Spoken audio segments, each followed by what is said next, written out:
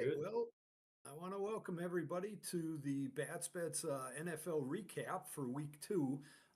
Week two, once again, a profitable weekend here at Bets, albeit a tough weekend as well. And it started right off on Thursday night with that Bills Dolphins game. Correct me if I'm wrong, but we had the over, and it was looking great until Tua Tagovailoa had an unfortunate incident in the red zone against the Bills, and that kind of made us go up and down the rest of the weekend.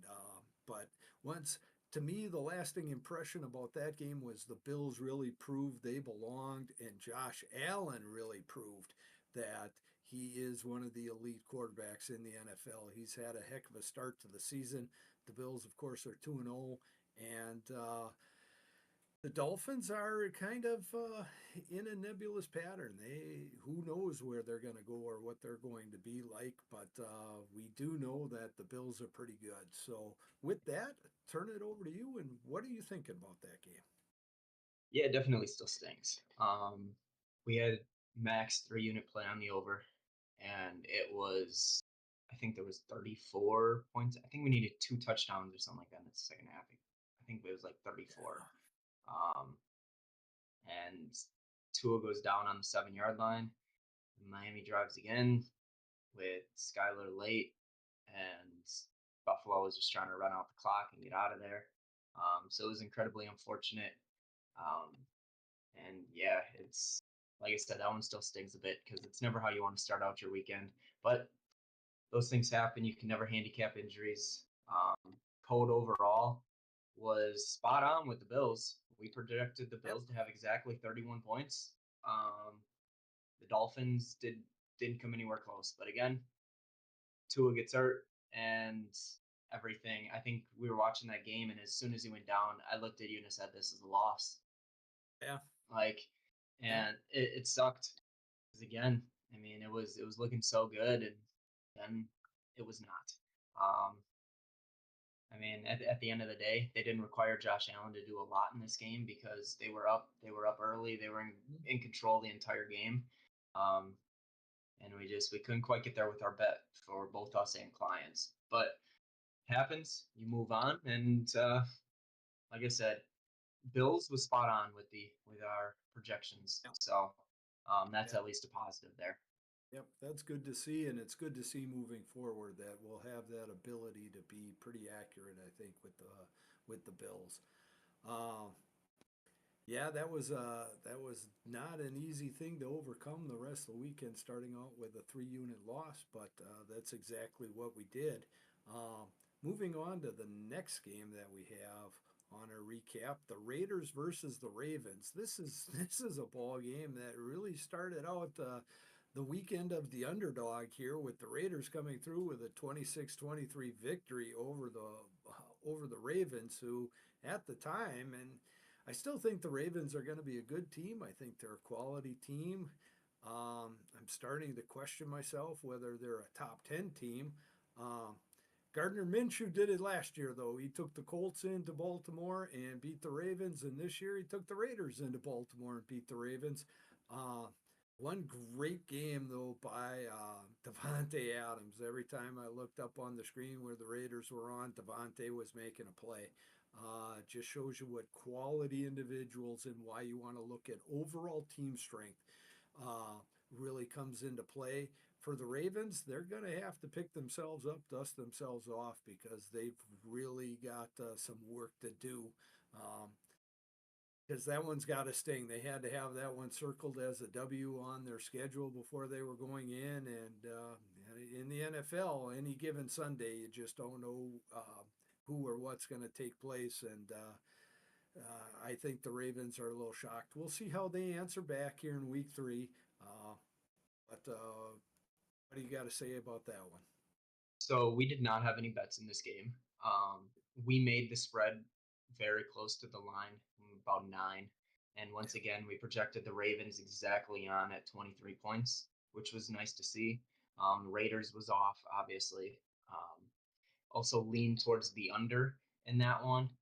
We made, like I said, we made it, what did we make? 37 is what we made the game. So not enough variance in order to have a play on it. my biggest takeaway with this game is I don't know if the Ravens know what their team identity is.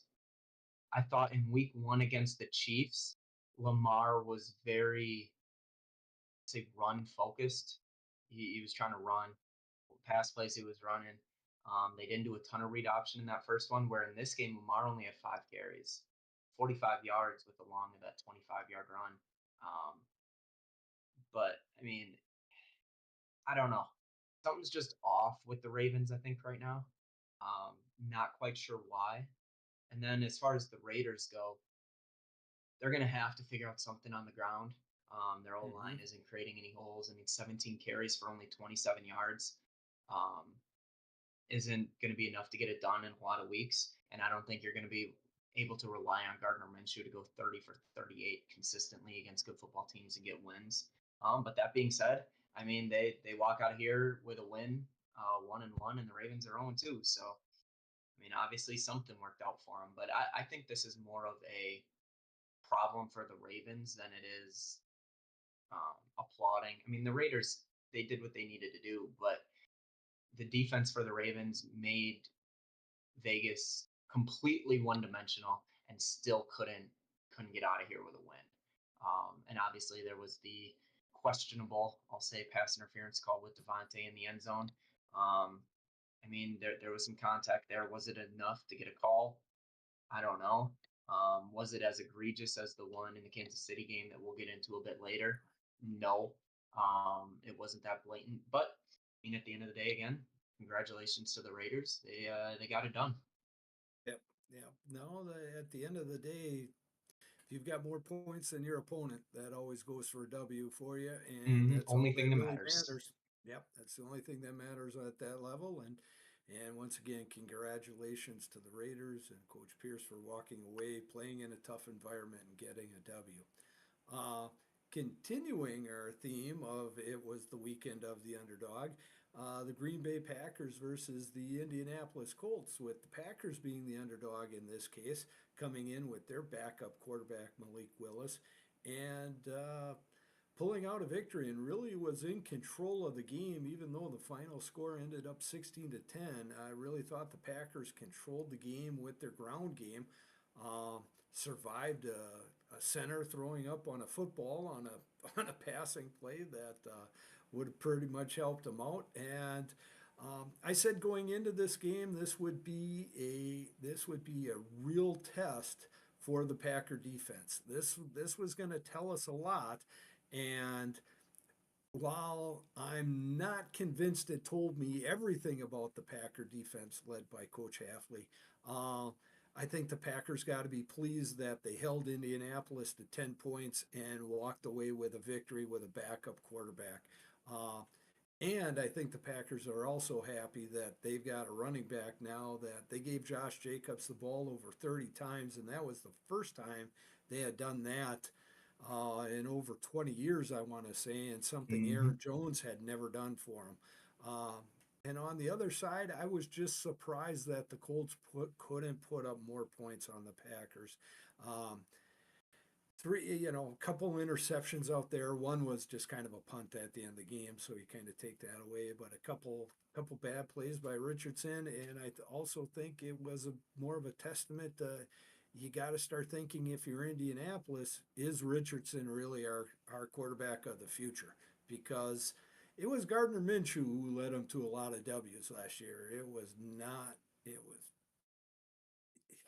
I just can't believe that they really feel good about Richardson right now handling their quarterback duties. But what do we have? And well, I know what we have, but what do we have? And what'd you think about the game? So we made the Packers favored still, even with a backup quarterback at home. Um, the Packers are, I forget exactly what the number is, but they've got an absurd home win streak, like opening games or something like that. Um, like week one, if they're at home, it's like, was it 13, or I forget exactly what Yeah, the number is. Um, and the reason why I wasn't anti Packers in this one is I think the Packers are just a lot more talented football team. I think yeah, their front office has done a fantastic job with young talent. And then Malik Willis came in and did exactly what was asked of him. I mean, he was 12 of 4 for 120 and a touchdown. Yep. They didn't ask him to go deep. He threw one pass, I think, over like 25 yards, the one to Romeo Dobbs. Dobbs, where he kind of mossed the DB. Um, but for the Packers, it was Josh Jacobs. Josh Jacobs left, Josh Jacobs right, Josh Jacobs up the middle. Um, Hmm. and you'd mentioned it's the first time since 2004 with Ahmad Green that the Packers have done that with a running back. Um, on the defensive side, the Packers were, I thought, how it should look. Um, I'm not high on Anthony Richardson at all. I've expressed that in the past. I'll keep saying it until he proves something. I didn't think he was great at Florida. Um, Comes in and he's a good dual threat, just big physical runner. But I mean, he missed some throws that you can't miss. And you can't turn the ball over 3 times, even if one of them is that late pick on like the Hail Mary. I don't care when you're going to lose the turnover battle. You are not going to go on the road in the NFL and beat a good team. Um, and as far as the code, like I said, we made the Packers favored. So not enough to be a play for us on the spread. I wish that would have been the play. Instead, we had the over. Um, Again, thinking that the Packers would still be able to put up points and that the Colts would be able to put some points up, maybe hit one big play against that Packer defense with a line near 40. I still like the over in that game. And it's tough to say that it wasn't necessarily a terrible look because, I mean, Josh Jacobs fumbles on the 1 yard line. He goes in and scores there. The Packers are up 17-0 early. It forces the Colts to keep throwing the ball. And you never know what could have happened. But anytime you're going to turn the ball over going into the end zone, your over is probably in trouble, Yep. especially with that amount of turnovers. Yep. No, I would agree with you. It was uh, it was interesting to see how the Packers handled that. I was surprised by how the Colts played it defensively. Uh, and the bottom line was Packers come out with their first W up at Lambeau Field, and they are now 1-1 heading into a game next week against the Tennessee Titans. Uh, Continuing with the upset trend and putting us into the win column, our next game, the Cleveland Browns versus the Jacksonville Jaguars. Um, for me, the takeaway was Deshaun Watson gets a win. He was okay. He was not great. I still really haven't upgraded him. And Trevor Lawrence continues to slide down just one more peg, just one more Mm-hmm. peg, just one more peg, just one more peg. And where will his free fall end? That that's starting to become the question. I'm really starting to question what is going on in Jacksonville. I expected a little bit more out of them, but obviously the code didn't. So what do we have there, and what were your thoughts on the game? I mean, I've been telling you this about Trevor Lawrence for a while. Anytime your numbers are the same as Daniel Jones, you got problems. Yeah, And his numbers are very similar to Daniel Jones. Yet the media outlet looks so favorably about Trevor and not Daniel in New York, who's potentially going to be looking for a job here in the not too distant future. Um, for us, we made the Browns favored by 4. We had a projected score of 22-18 approximately, is right around where it came out at. So, I mean, they ended up winning by 5. I'll take yep, that accuracy as far as everything goes.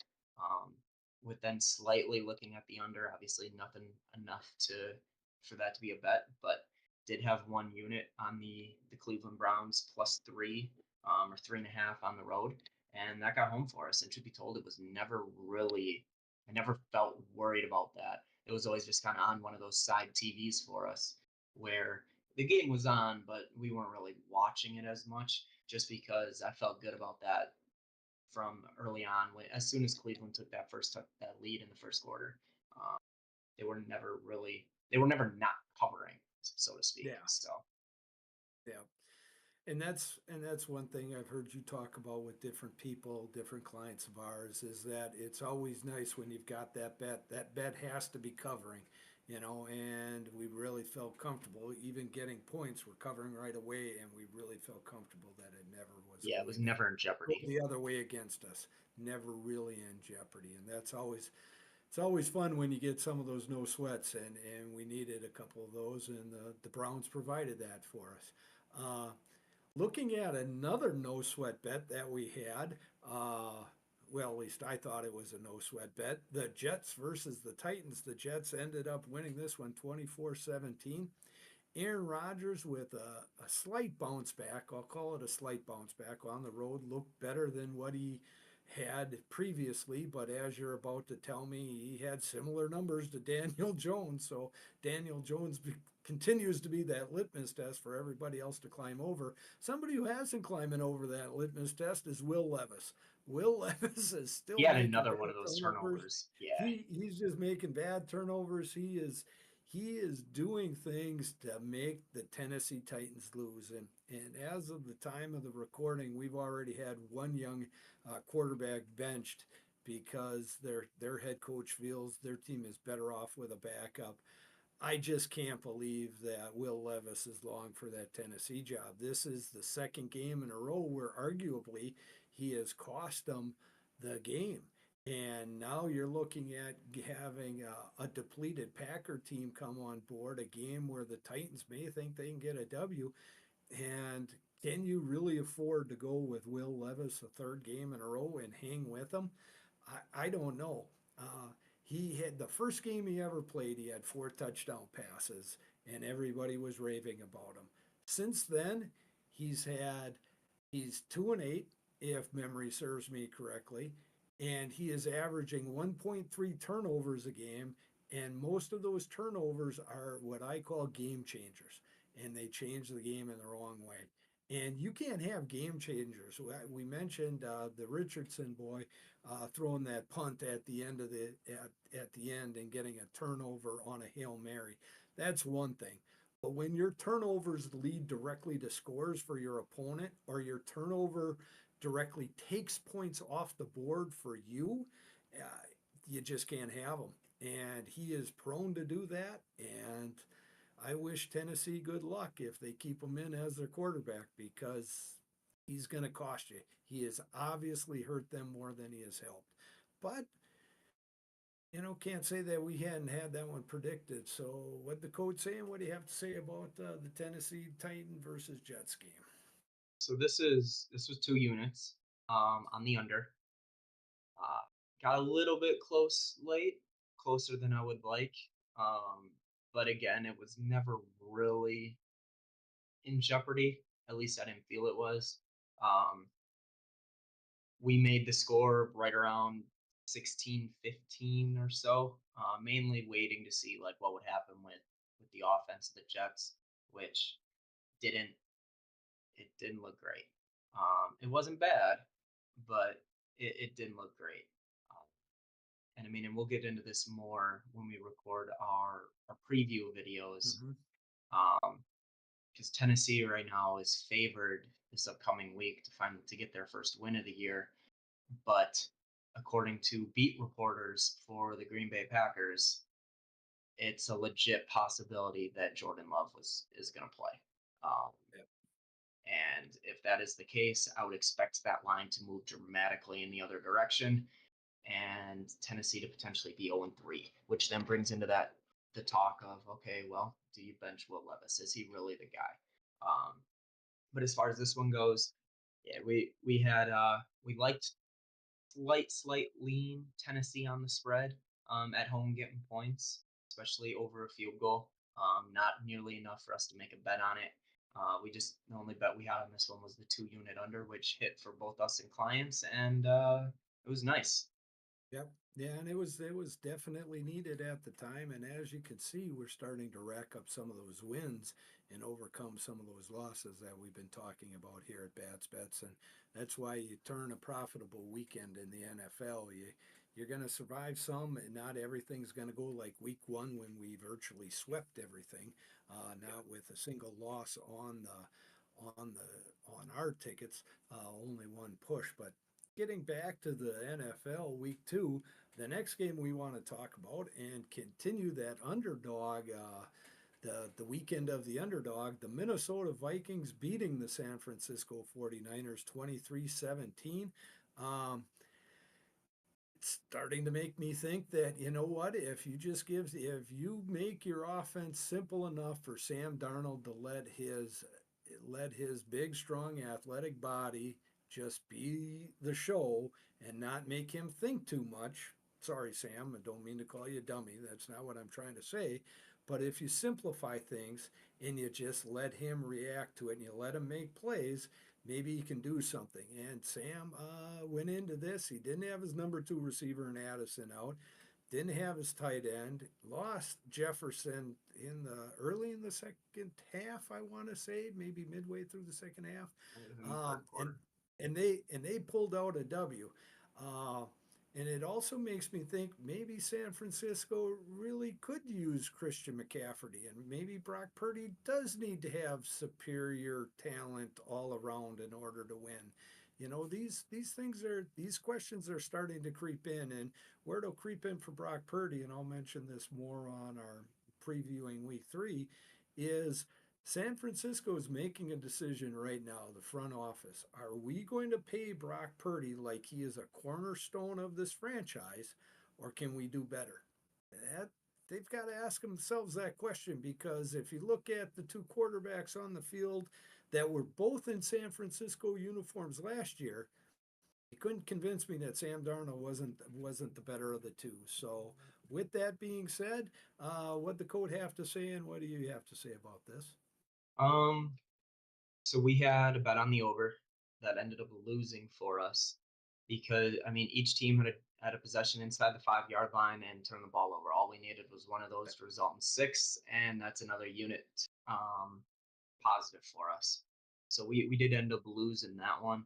We made the score approximately 30-24 or so. Uh, so Minnesota pretty much right on Yep. 23, only 1 point off there. And San Francisco was a couple touchdowns short, which is why we ended up losing our over. I thought Brock was fine. Threw for 320 yards, was 28 to 36. Touchdown, had the one pick. I mean, it to me, I thought it was just untimely turnovers in this game. And it had three. Would they fumble? Yeah, so they fumbled 3 times. Only lost one of them. Brock lost that fumble, and then had the turnover in the had the interception, I should say. Um, I think the biggest talking point about the 49ers from this game is they gave up 6 sacks, Mm-hmm. which it can't protect the quarterback. Jordan Mason was still good. Ran for another 100 yards on the ground. Um, so he racked up 2 nice games without CMC in there. But Minnesota, I mean, you figure out a way to get a win. Um, Ran the ball for almost 150 yards against the 49er defense, which has been part of their problem defensively. And Sam Darnold was good. I thought he was not great, but he was good enough to get a win, and that's all that really matters at the end of the day. So Yep. I mean, and once again, it just goes to show that you got to take care of the football in the NFL. Um, I just, I just keep going back to that you cannot have mistakes that cost your team victories, because the margins are so close, and you're hearing it. This is the second week we are talking about this, how close the margins are, and when our code is off, it is that just catastrophic mistake that is costing people going in, whether it's somebody getting hurt in the red zone or a turnover in the red zone, and that leads to losses in the NFL. But moving away from the negatives, well, kind of moving away to a different type of negative, moving on to the Chargers and the Panthers. Um, Chargers go West Coast to East Coast and just destroy the Panthers. Just dominated the game. Uh, the only thing that came out of this that is starting to creep up now at time of filming, and I didn't even realize this at the time. Herbert gets hurt at the end of the game and now is likely to miss one game, if not multiple games, is the report coming out now. Ankle injury. So uh, that's probably the only negative for the Chargers that's come out of there. And as far as the Panthers are concerned, they've decided that Bryce Young, they're going to let Bryce Young learn a little bit, sit behind Andy Dalton, and see if Andy Dalton doesn't give them a better chance to win. For myself, um, I don't know that I have Andy Dalton rated any higher than Bryce Young, so I don't know how big of a change this is going to be. I don't think it affects the line at all.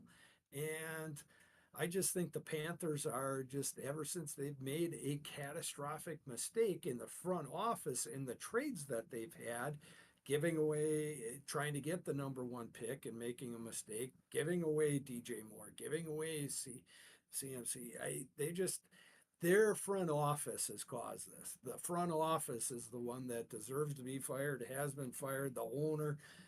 This is an organizational problem that is going to take years for them to overcome. And while Bryce Young has not looked good, Bryce Young has also been set up to fail. I don't think Andy Dalton will be much different. And I think the Chargers beat him the way the Chargers should. What do you have to say about this one, though, and what the code have to say? So we leaned Chargers on the spread. We made the game 11 actually. Um, Also slightly to the over, but both not enough to have a play. So we didn't have a play in this game. And you kind of feel for Bryce a little bit. He just looks like a guy out there who has zero confidence at all. And one of the most important things for athletes is confidence, Yeah, no matter the sport. I mean, and you look at the numbers, and he was 18 of 26 in this game. I mean, which isn't a bad completion percentage for only 84 yards.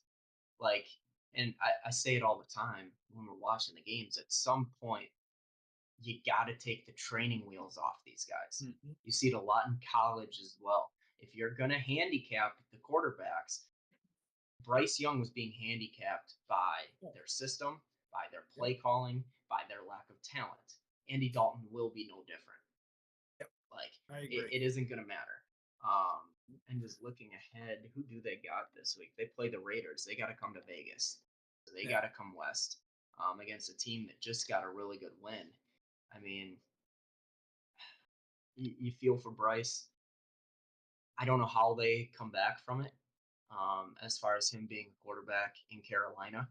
But the other thing you're seeing is these people are leaving Carolina and are looking pretty good. I mean, you look yeah, at a Sam Darnold, you look at Baker. Like, no matter who you're taking a yeah, look at, whether they were there for a long period of time or a short period of time, they're putting up numbers, which tells you that that's just a dysfunctional yeah, franchise. Um, And then for the Chargers, Herbert X-rays came back negative on his right leg. He thinks he just got rolled up on. Um, I would not expect him to miss any time necessarily. He might miss a game. Um, I wouldn't. I'm not necessarily expecting him to miss any time. At least as at the time that we're recording this. Uh, they got they got to go to Pittsburgh. So they got to yeah, go.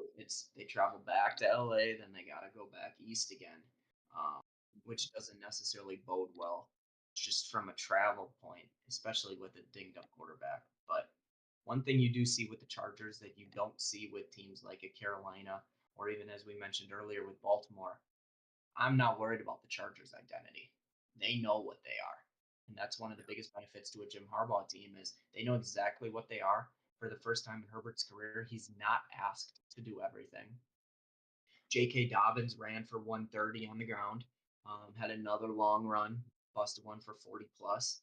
Um, the wide receivers for the Chargers, I think, could be upgraded, but Quentin Johnston had probably his best game in his NFL career, catching 2 touchdown passes. At least off the top of my head, I can't think of a better game that he had last year. yeah. So I don't the either. Chargers are in pretty good shape, and I think are even ahead of schedule in terms of this quote unquote rebuild under Harbaugh in year one. Yeah, no, I'd have to agree with you. I think Jim Harbaugh has done an excellent job so far, and I don't expect anything less moving forward from the Chargers. Um, I think they are a solid team and a borderline playoff team once again in the AFC. Um, but moving along to our next game, another game that we had on the slate, and I'll show the importance of getting your bet in at the right time, is the Seattle Seahawks versus the New England Patriots. Seattle has to go to overtime, has to survive overtime, and comes away with a 3 point victory. My takeaway from this is I've got to give the Patriots a slight upgrade. I still don't think they're a great team, but I think they are more of a team that you are going to have to beat. What Mayo and his squad are proving to me is they aren't going to beat themselves. Um, it was disappointing for Seattle. Kenneth Walker obviously did not play in the game, which I thought made a difference. I know as far as spreads go, Walker may only be worth a quarter point, maybe at most a half point. But that being said, Seattle just they really had to battle to win it, and it goes back to my theory that the Patriots aren't going to lose. You're going to have to beat them. But what did the coach say, and what did you think about the game? So we had Seattle 3.5. Um, Ended up getting hooked. I mean, it is what it is. I think, and especially to a lot of casual bettors out there, I think the New England Patriots are fooling a lot of people. Um, I still don't think they're very good. Uh, I think this game had a lot more to do with Kenneth Walker being the focal point of the Seahawks offense and him not being there. And then Charbonnet only had 38 yards on the ground, and Seattle, which is a run focused team, only ran the ball 19 times for 46 yards. Yeah, That's why Seattle didn't yeah, cover the spread. I mean, Jacoby Brissett was about what you'd expect out of Jacoby Brissett. I mean, didn't turn the ball over through the air, was 15 to 27 for 150 yards and a touchdown. But once again, for the second straight week, the New England Patriots are just running all over people. Like mhm, 185 yards on the ground. Antonio Gibson ends up just under 100. Stevenson goes 21 for 81 and a touchdown. And on the other side, Geno Smith 33 of 44 for 327 and a touchdown. But if you're Seattle, you're just not going to win a ton of games if Geno's throwing the ball 44 times, yeah, uh, which we'll also get into when we talk about the Lions game. It's the same kind of thing with them. And yeah, Kenneth Walker was down. And they were trying to get the ball into JSN and DK's hands, where both of them had over 100 yards. Both of them had over 10 receptions. Um, I mean, it was just a little unfortunate. You One of the jobs of a handicapper is to beat the closing line. That's why we give out stuff early so that we can get some of that closing line value. And then this was just one of those cases that Kenneth Walker gets announced out, similar to AJ Brown getting announced out with that yep, hamstring for the Eagles, and it just goes against you. And sometimes that happens, and you move on. And we just take this one unit on the chin, and you move on to the next game. yep. And speaking of the next game, it was definitely a positive for us, and it continues the theme of the underdog weekend where the New Orleans Saints just mollywopped the Dallas Cowboys in Dallas. I mean, hung 44 on them. I think I want to say they scored a touchdown on their first 5 drives. Derek Carr looked phenomenal. People are looking at this first-time offensive coordinator Kubiak as they're now giving him a second look, see what he's doing. I don't think he's. I think he comes from the Shanahan tree, if I'm not mistaken, and he's got a lot of motion. But really, what it's bringing out in this New Orleans team is this is the second game where they've just gone in, and it wasn't Carolina this time. It was Dallas in Dallas, Yep. and they looked really good. You've got a rejuvenated Alvin Kamara, but what we aren't talking about is on the flip side, the Cowboys with Dak Prescott and CeeDee Lamb, and I chuckle when I say Ezekiel Elliott now, just couldn't hang with them. just could not put up the points against a supposed weaker New Orleans Saints defense. So I think it says a couple things here. Uh, and I'm going to have to reevaluate these New Orleans Saints. They looked really good once again. And I got to give Derek Carr a lot of credit. I mean, at time of filming right here, he's probably one of three candidates leading MVP voting. And you got to give them all the credit in the world. So congratulations to New Orleans going into Dallas and just whooping up on the Cowboys. And what do we have to say about this one? And I know this one put a smile on our faces. So tell the folks what the code had and what we were thinking and your thoughts on the game as well. Yeah, we had the over. This was another one of those just no sweat.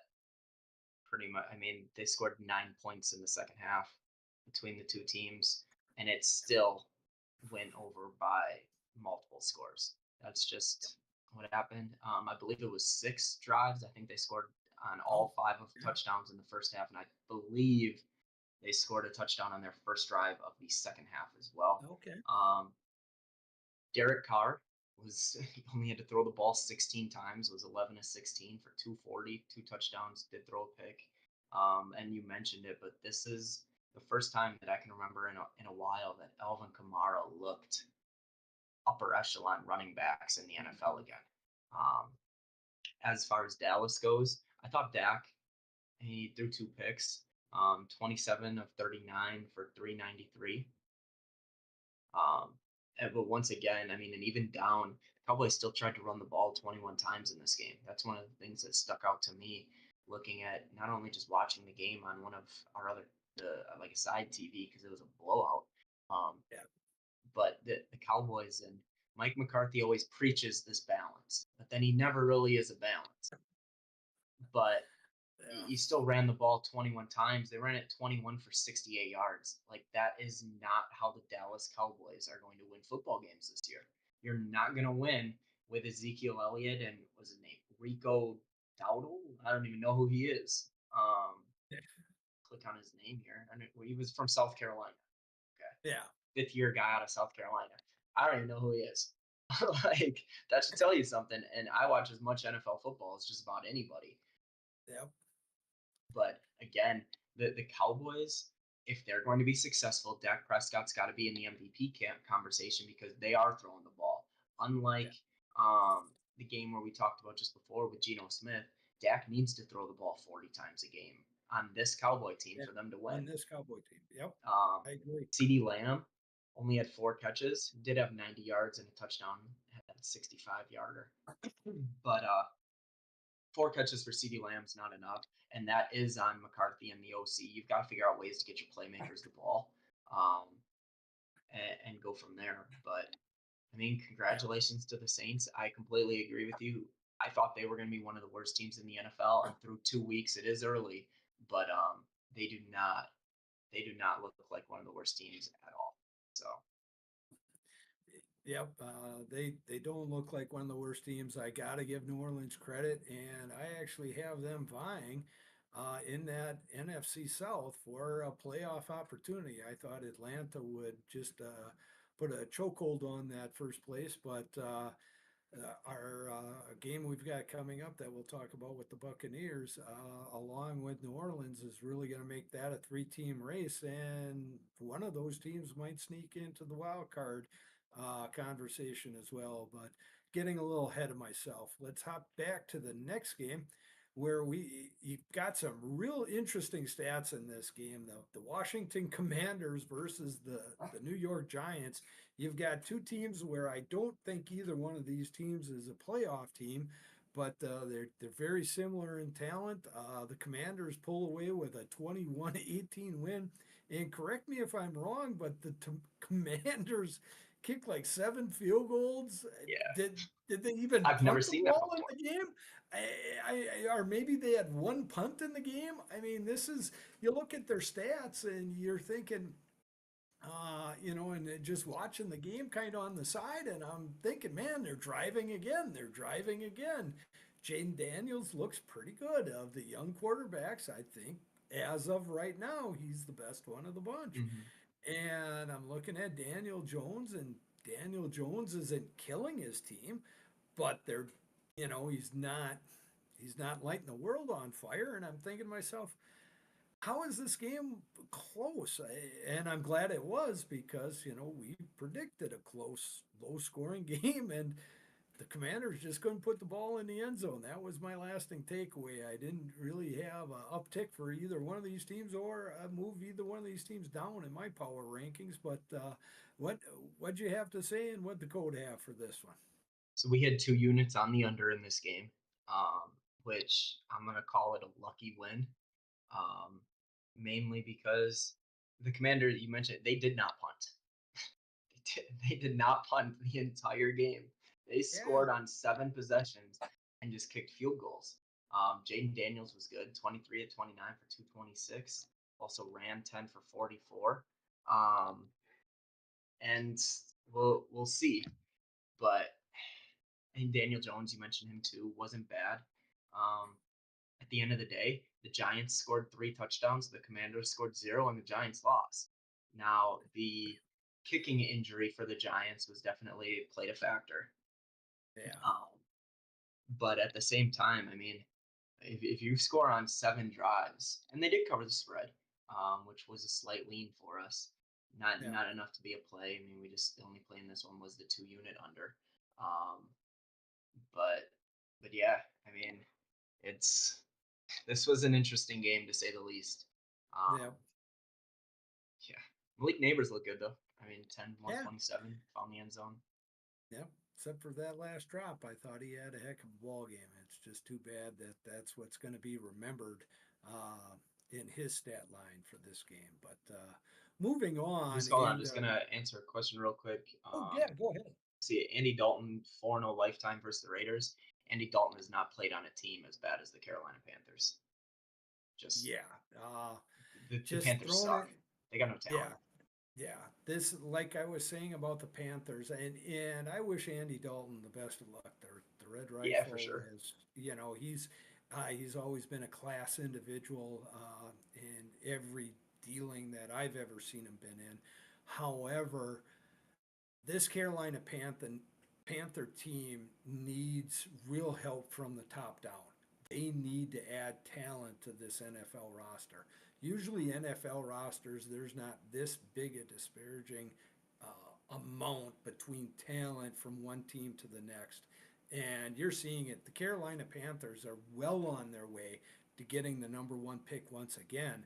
And I'm going to give you free advice on this one and tell you trade that pick. Get a boatload of picks for it because you need a boatload of talent. It's just that simple.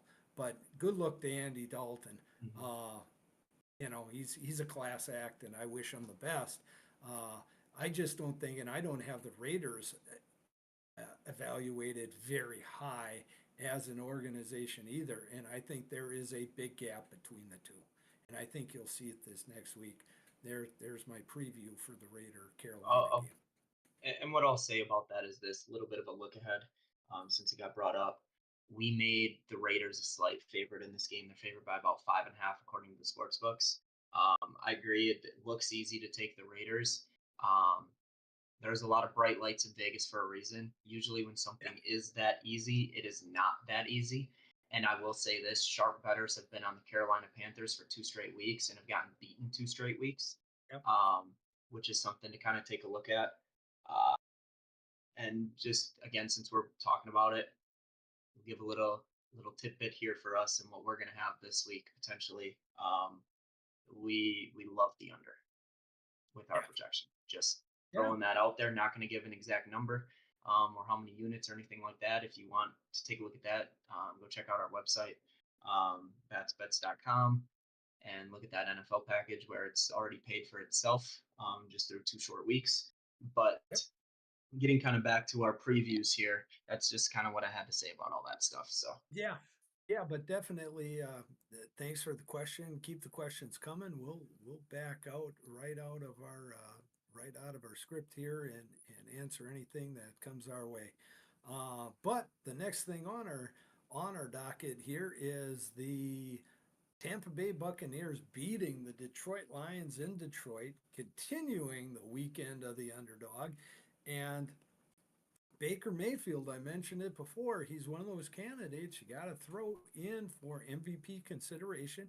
Tampa Bay goes in once again, gets a quality victory over what I consider and still have being the favorite to win the NFC North.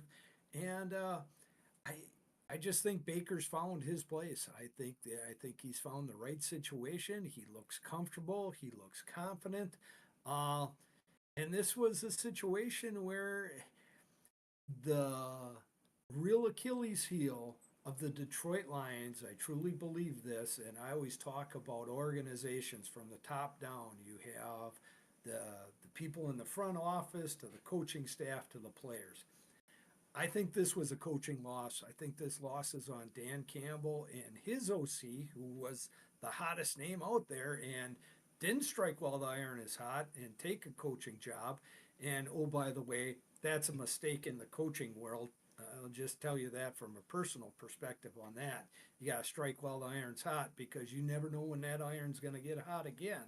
And you have Jared Goff throw that many times, and Jared Goff was not excellent. He had an okay game, but the turnovers killed, and you come away with a loss at Ford Field.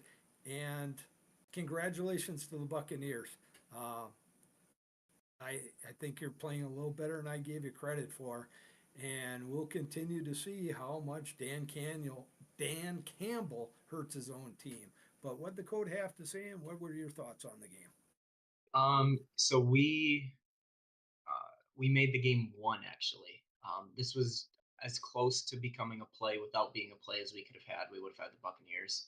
Um, we liked about 24-23 was our approximate score, also slightly to the under, which also would have hit to me. And you kind of alluded to it a little bit. I thought the Buccaneers actually kind of played a little sloppy, gave up 5 sacks. Um, this came down to the Detroit Lions throwing the ball 55 times. You got to know where your bread is buttered, so to speak. Um, and the Detroit Lions having to throw the ball 55 times is not how they're going to win football games this year. Jared Goff threw the 2 picks, which didn't necessarily help at all, especially in a close one-score game like that. Amon-Ra St. Brown looked all right, but and you said it before. This completely comes down to the coaching staff. I thought they were outcoached. And anytime when you have your quarterback for a run-focused team like this throw the ball 55 times, you're going to be in trouble. We've lost your camera. Yep, no, I had to take care of a Lambo problem and a plumbing problem at the same time. So, And now your all right, camera's all messed up. So while we're doing that, go back, answer this. my camera's messed Rams up. plus 7.5 looks good. Thoughts? Division dog like that over. Um, it's Can't hear anytime me. you have an underdog like that, it's definitely something to take a look at. We don't necessarily have a play either side in that game, but I don't disagree with you about the Rams over a touchdown against the Niners, even though I would expect San Francisco to bounce back pretty strong. Yeah, right, your Yep, camera looks all right. We can get on to the next game. yep. All right, the next game that we have coming up here on Bats Bets is the Cardinals against the LA Rams, and boy, the Cardinals really laid a whooping on them.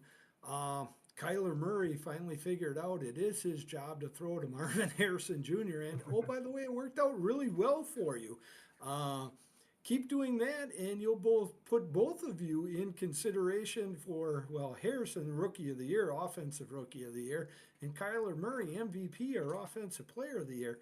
Uh, and it also has to be noted, boy, the Rams have really been bitten by the injury bug. I mean, they just continue to lose people. It is kind of sad to see, but this is one way in which I talked about how there can be a disparaging of talent between two teams. Usually you do see it happen this way in the NFL, and that's through injuries, and that's what's happened to the Rams. The Rams, in my eyes, have moved down in the power rankings, being a potential playoff team to just not having the talent now, even though Matthew Stafford has continued to show well for himself. He's just getting to the point where he's going to have to go to the local grocery store to find his next wide receiver and running back. I mean, it's just sad to watch a team get depleted that way with injuries, but that's really what's happening to the Rams. On the flip side, the Cardinals were opportunistic. They hit big plays. Their talent showed where their talent needed to show. The defense showed out. I thought it was a great organizational win for the Cardinals. And the only question that really needs to be asked is when is the next big game of Call of Duty come out so that we can see Kyler Murray turn back into just an average guy. That being said, what did the code have to say, and what do we think about this one? Yeah, you got I want to say towards the end of October, maybe. Okay, For that is when Kyler Murray's focus goes from football to video games again. yeah, Um, so as far as this one for us, gotta find it on my sheet here. Where is this game on here? Oh, there it is. We did not have anything. We made the yeah, Cardinals -3, so no bet as far as that goes. Also slightly lean towards the under, 50 and a half, ended up 51. So yeah, not, but again, no bets for us. I thought Kyler looked good. 17 to yeah, 21, 266. He was running all over the place. Now, you got to be careful when you're running all over the place like that. I don't care how elusive you are, you're going to take some hits. Um, yep. I mean, but to me, I thought one of the biggest stories they ran. I mean, the Cardinals ran for 231 yards. Like they Well, they ran. were way James up. Conner looked good. Yep, Um, I mean, obviously, we talk about Marvin. He had one of those Randy Moss type stat lines with two catches, 100 yards, two touchdowns, and everything like that. But I mean, the Rams got to get healthy. I thought they'd yeah, lean a little bit more on Kyron Williams in this game. They didn't really have a chance to because they were down so early. So he only ended up with 12 carries. Matthew Stafford was all right, sacked 5 times again. The old line is just so beat up yeah. that it's a problem. Yep. Yeah, the Rams just in general are just beat up. They're a beat up football team, and it's sad to see because I thought Stafford looked really good in the opening weekend, and I was thinking to myself, he could be having an MVP year, maybe be able to carry this team, but that's just not going to be the case. And Cardinals look good. You got to give them Mhm. credit. They won the way they probably should have won. But moving on to the next game, we've got the Pittsburgh Steelers going out to Denver, which could have been a revenge game for Russell Wilson had he actually played, uh, but he didn't, and the Steelers win another grinded out victory, beating the Broncos 13-6. Um, I just thought once again, the Steelers are asking Justin Fields to not do a lot, just not turn the ball over. Just be a competent quarterback, competent game manager. Let your athleticism take over at different times, win some battles for you. But the bottom line is, the Steelers are 2-0. And where I said Dan Campbell and his staff probably cost this team a victory, you can say that Mike Tomlin has probably led his team to two victories right here, just with the style of play that, the Pittsburgh Steelers are kind of known for. We're going to let our defense beat you. You're not going to score a lot of points, and our offense will do just enough. And that's how I kind of see the Steelers. Bo Nix, once again, does not impress me in any way, shape, or form. I think Sean Payton is trying to prove that he's the smartest man in the room and that he can take a guy who he sees similar traits about that he had with Drew Brees and that he thinks they can win with him. And Bo Nix is not that, not right now. And I don't know that he's going to be that anytime soon. So, that being said, I think the Broncos are just going to continue to be in trouble. They're going to be the team who I think they are and not be a playoff contender. And Pittsburgh is going to continue to hang in there. And always, Mike Tomlin always gives his team a chance to win in the fourth quarter. And I think that's going to be the Pittsburgh approach the rest of the way. But what the GOAT have to say, and what'd you think about the game? So with this one, we like Denver plus the points. Mainly just you expect a low scoring game. That was going to be a tight game. Um, and if Denver doesn't have a Bo Nix bad interception, we're right there to cover that number. So again, it is what it is as far as that. We dropped 1 unit on this game, but I'm kind of right there with you. I think you're seeing, I don't want to call it fool's gold with how Denver approached the preseason. And you can take a look at this in the future and potentially make some money in preseason football going forward because Denver actually rolled out an actual offense. The teams they were playing defensively were vanilla, not showing anything, and Denver looked really good. Well, now against other ones, Bo Nix is struggling. He turned the ball over. They can't really run the ball. Um, and especially against Pittsburgh this week, only at 64 yards on the ground, which is not nearly what that Denver team would need in order to win. Um, and what you're seeing with Justin Fields, maybe he wasn't the problem in Chicago. Yeah, I mean, I've said this before, not to kind of get off on track from a different game, but like he's all right. Like all of his, I don't want to say like his stats were misleading in Chicago because he wasn't great, but he wasn't terrible. Um, Especially with the lack of talent. And if you the Bears, and you're seeing it with Caleb, have a similar type problem. But with this Steelers team, he doesn't have to worry about poor coaching. Somehow, some way, Mike Tomlin wins 9 games. yeah. He has winning records. He just Mike, does every single year, and the Steelers are off on track to get there again. And this time they did it with Fields had 117 yards through the air. They threw and they ran for 140. But yeah, no, it's low scoring game. Just didn't quite go our way with a red zone turnover. yeah. I mean, and I think you're absolutely right. I think Fields, while he does have some shortcomings, is definitely somebody who, with his athleticism, can help you win games if you use him right. Um, And I think Tomlin will, and it'll make for a very interesting decision. Do they go with Russell Wilson when Russell is healthy, or do they keep with Fields? Fields has got two W's for him. It's tough to go back when your recipe for winning is worked. So Hmm. it's definitely some interesting decisions still to be made by Mike Tomlin. But we'll talk about that in our preview coming up here later on in the week. The next game that we have, and you've already alluded to it a little bit with a potential controversial call. I didn't see it very controversial, but the Kansas City Chiefs versus the Cincinnati Bengals. The Cincinnati Bengals, once again, I think this is the fifth time in the last 6 years or fourth time in the last 5 years they've started out 0-2. Just traditionally slow starting, but you know what? In this game, they played well enough to win. I really thought they were in good position to win this ball game. Um, they had the opportunity, they had the ball and the ability to drive, and the Kansas City Chiefs came up with a big stop and got the ball back, and they got the ball back in more than enough time for Mahomes to move Butker into position to kick the game-winning field goal. Um, this was a ball game that was back and forth. Two great teams, I think, two teams that are playoff teams. So neither one of these teams really went down in my eyes, so to speak. Kansas City being a playoff team that could win a ball game or two in the playoffs, and KC, with another shot at another Super Bowl run. I still think both teams are in that position. So with that, what do you have to say about this one, and what the code have to say? So this is one we had the under. Uh, Ended up dropping late because of the Joe Burrow fumble.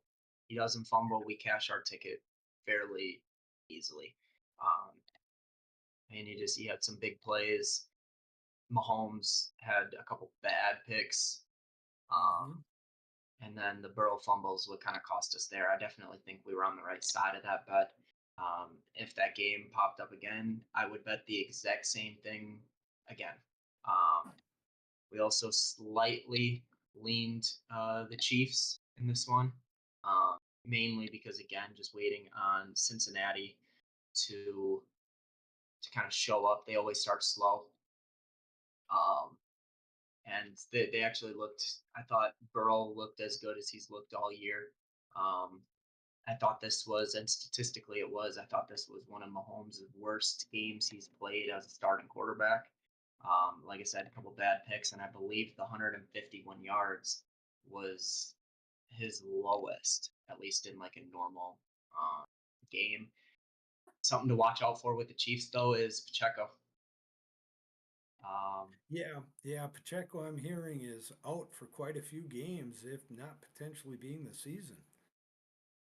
yeah, I know he's going on IR. I don't know if it'll be the year. Um, I haven't seen anything, but I know he's down for a minute, and he's a big part of this team Oh because he yeah. allows them to run the ball.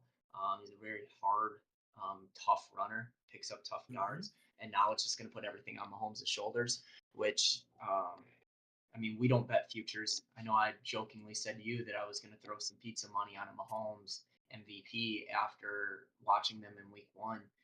You may have to get that because he's going to have to air the ball out, but at some point Travis Kelsey's going to have to show up. Like he's been non-existent for 2 weeks. Yep. Yep. Either teams are taking him away.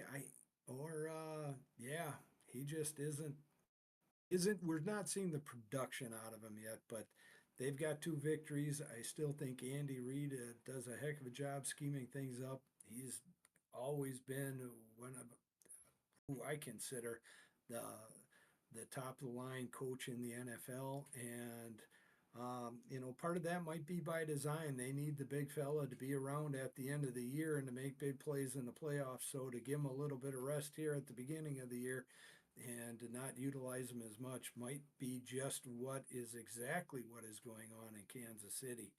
Uh, but congratulations to the Chiefs, another W. And like I said, I think we'll see a lot from each of these teams moving on into the playoffs uh, down the road. Next game that we have coming up was the Sunday night game where you saw CJ Stroud, the best quarterback in last year's class, versus CJ Williams and the Chicago Bears, the number one pick, obviously, in this year's class. And once again, I think you saw a game there where Stroud did just enough to win, and this was the first real good opportunity for Williams to lead his team, not have the defense get a pick six, but to actually have his team be led by him on a game-winning touchdown drive, and it didn't happen. And I still think CJ Williams is a ways away from It being a was. quality NFL quarterback. And I think it's just a bit unfair, the expectations that are being put on this young man, because he isn't there yet. I mean, if you look at film from the Daniels boy down there at for the Commanders and from CJ, it's night and day. I mean, you would take Daniels 10 times out of 10 right now. I think Williams does have a lot of skills. I think he has a lot of abilities, but I just think he is in over his head right now. And it's showing because I think the Chicago Bears team as a whole has a lot of talent.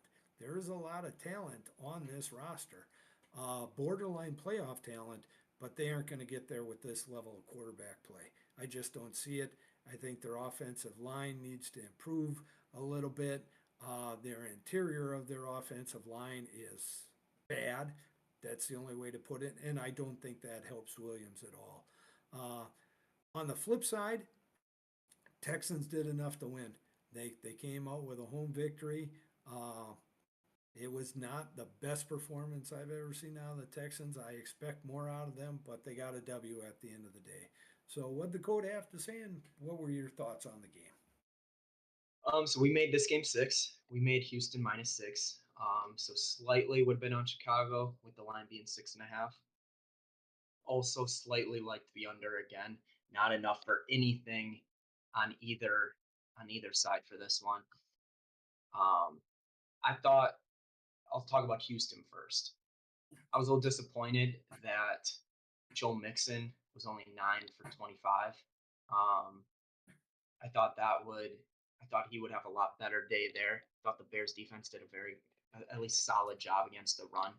Um, on the flip side, the Bears O line is so bad. Caleb was running for his life the entire night, was sacked 7 times. Um, and they also DeAndre Swift, what was he, 14 carries for 18 yards? Yeah. Like again, that's just there was no running room. I mean, it's tough, and I think Caleb, especially, I mean, he looked fantastic in the first half. He started the game on fire. He looked really good. Um, but I mean, then again, the offensive line was just. I put this more on their old line than I do on Caleb Williams. Would like to see him be better, but to me, this completely goes to the offensive line. Not having Keenan Allen also hurt. Um, and then the other thing that I'll say real quick is I think when you're looking at those top three wide receivers from this rookie class, I think two of them are head and shoulders above the third, and that third being Romo Doomsday. He does not look at all like he's comfortable yet, at least not to the same extent that Malik Neighbors. And then you saw what Marvin Harrison, he had a big game Mhm. this weekend for Arizona. What do you have? 2 for 33 yards on 5 targets. And Yeah. DJ Moore at 6 for 53 on 10 targets. Um, but to me, this whole thing starts and finishes with the Bears O line, and I don't see that getting better, which means they're going to struggle this year. Yeah, and I think part of that, Williams was on time and on target. Houston started sending five. Houston blitzed infinitely more than they usually do, and the Bears O line couldn't handle it, nor could the coaching staff come up with a blocking scheme to handle it as well, causing Williams just to look very porous and very well, he just wasn't good. Um, Yeah. and I think part of that was schemed up against him as well.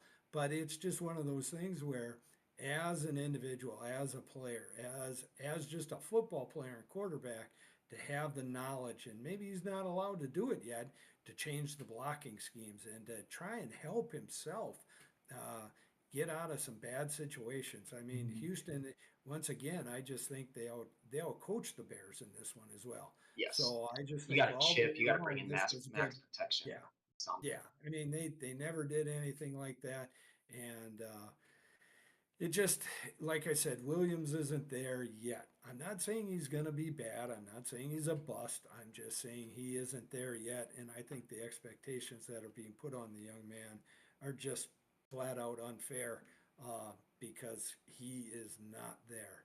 Um, However, that leads us to our last game of the weekend and finishes off the weekend of the underdog, where the Atlanta Falcons go into Philadelphia and get a W. I'm and surprisingly just march right down the field at the end of the ball game, and a Philadelphia blunder, and throwing the That was ball not a when blunder. That's just run the inexcusable. ball. Yeah, that just run the ball. I mean, what are you even thinking? You're at the end of the game. I swear to God, sometimes, and I ran into this when I was coaching. You got these guys that think they're going to outsmart the game and they're going to pull something off, and sometimes you just got to know how to win. I swear to God, these people never took a gym class and got taught some random game in gym class and figured out how to win it. There are just times you got to figure out how to win as a coach. Just win. Okay, I don't care how ugly it looks. I don't care what you got to do. And to just win that ball game, you run the ball. You take time off the clock because not doing so led directly to you losing the ball game. Now, Kirk Cousins showed flashes of his old self. He looked a little more mobile. I give him credit. Atlanta looked a lot more like I thought they were going to look. And maybe I've underrated the Pittsburgh Steelers defense in all of this. And maybe I've overrated the Philadelphia defense in all of this, because this is the second straight game that the Philadelphia defense has given up over 20 points. But the bottom line is this: Atlanta comes out with a victory, which should have been a defeat. And I look at directly at the coaching staff for this at Philadelphia. This is not on, you know, I mean, where was Saquon Barkley for points and times of this game? Running the ball, not throwing to him, where has had a he has dropped the ball a few times when it's been passed to him, but running the ball. Give this kid 20, 25 touches in this game. I don't know. Philadelphia just really frustrated me. But what'd you have to say? And I know what the coach said. Maybe that's part of the reason why I'm frustrated. Yeah, we had Philly minus the 6.5. Thought they'd come back home, got that extra day, so the travel wasn't as big of a deal. Uh, you mentioned Saquon. He ran the ball 22 times, 95 yards. Also had 4 catches on 5 targets, so he did get those 26 touches. Um, so like, yeah, this completely comes down to our bet aside. Um, you cannot throw the ball on third down. Like you can't. I don't know what they were thinking offensively. I don't know if it was an RPO and Hertz just decided he was going to throw it. Um, you ran all over him all day for over 185 yards. And you can't give an NFL team that life. Um, on the flip side, credit to Kirk Cousins. I thought he showed. We talked about it a little bit last week. I thought he showed a little bit more mobility, which we were worried about. Bijan Robinson looked good once again, just short of 100 yards from him on the ground. Also had a couple catches.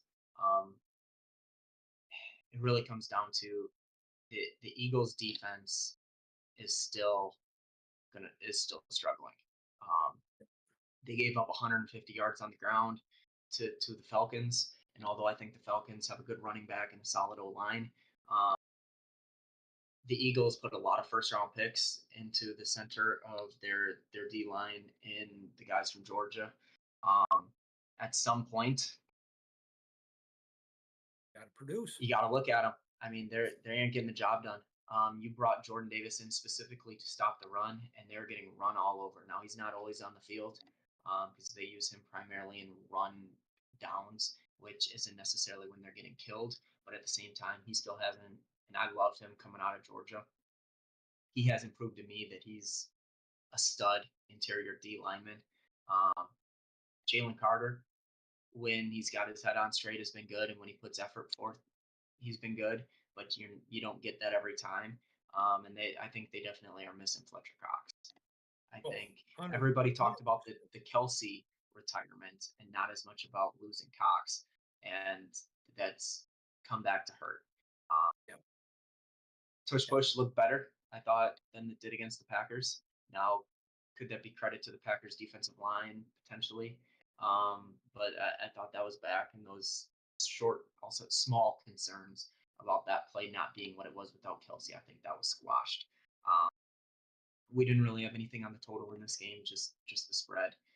Not how we wanted to end our week, but it is what it is. Again,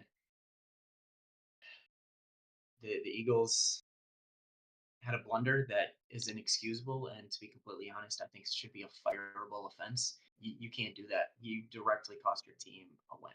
So yep. 100%. And the bottom line is, and maybe it's just because I'm a little sour. We started out the week with an L and we ended it with an L. But overall in our NFL, we are still way up on the year. And just head on over to batsbets.com and check it out. And with that, I'll let Lambo finish it off here. You got one more wolf for me? You've been wolfing all day. Okay, thank you. All right, with that, we'll end it up. yeah, thanks for everybody for stopping by, and make sure to catch our recap or not recap the preview videos, which hopefully will Preview be up for tomorrow. on tomorrow.